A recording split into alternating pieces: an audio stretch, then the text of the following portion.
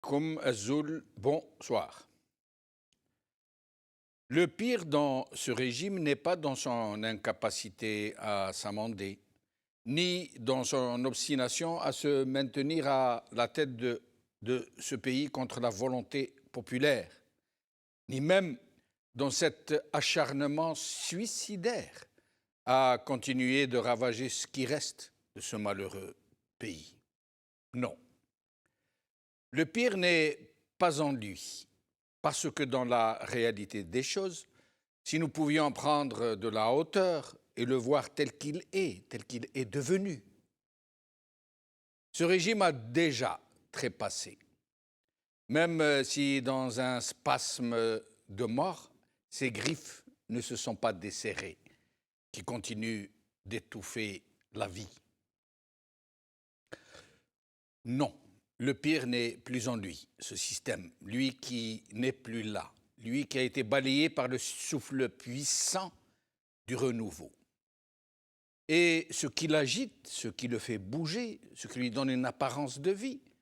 et qui laisse penser qu'il est toujours là, bien vivant, n'est en fait que convulsion inconditionnée, égrouillement de la vermine nombreuse qui l'habite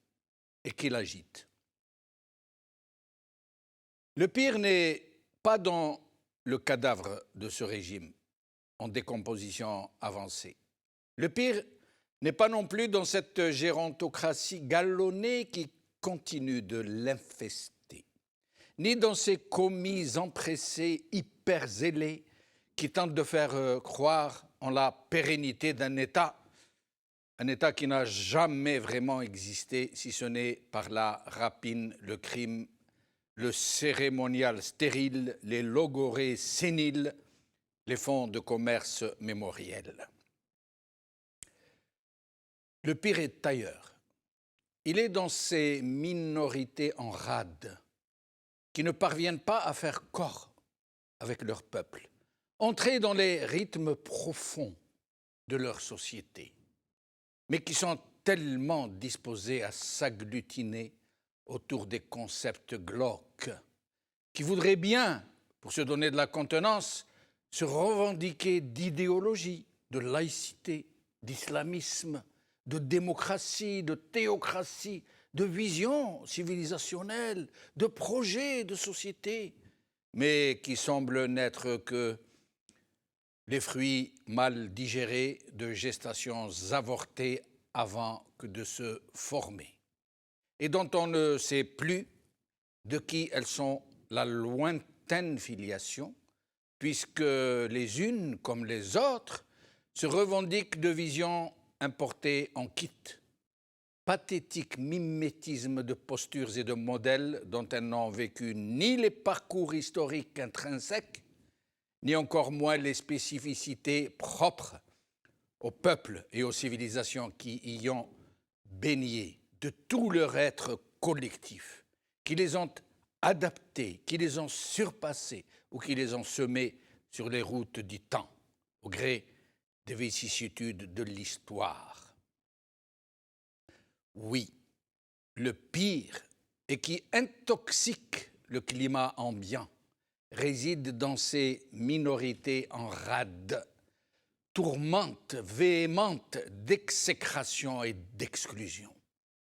qui croient pouvoir s'imposer en maître des horloges et qui ne seront restés que des criailleurs vindicatifs.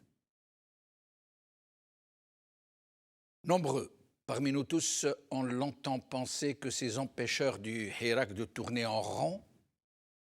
étaient instrumentés par le régime pour envenimer l'atmosphère, faire dégénérer la saine contestation en vaine polémique et par là même désabuser les Algériens, les dépouiller de leurs plus beaux rêves d'une Algérie meilleure. Et il y a certainement un petit peu de ça, en effet, puisque ce qui reste de ce cadavre du régime, ces commis hyper zélés et toutes ces cohortes d'alliés naturels qui ne vivent que de cette rente si généreusement accordée, au nez et à la barbe du peuple, diffusent naturellement ce qui est dans sa propre nature, le venin et la pestilence. Mais les vraies raisons sont ailleurs, autrement plus compliquées, autrement plus profondes. Ce qui agite ces minorités en rade se trouve en grande partie dans le viral marécage idéologique où elles ont trop longtemps macéré, où elles se sont nourries dans ces boues épaisses de poncifs et de clichés aléatoires, où elles barbotent et qui les ont irrémédiablement disposées à la seule expression dont elles sont désormais capables, la haine. La haine de celui qui a une autre vision, une autre disposition civilisationnelle, voire même la haine de celui qui refuse de haïr comme ils haïssent, comme elles haïssent ces minorités en rade, de haïr ce qu'elles haïssent. C'est cela le pire et qui vient s'ajouter à nos sédiments successifs de traumatisme et de vieilles douleurs, à un moment où nous avons un besoin vital d'enthousiasme, d'amour, d'espoir, de tolérance, de foi en le meilleur.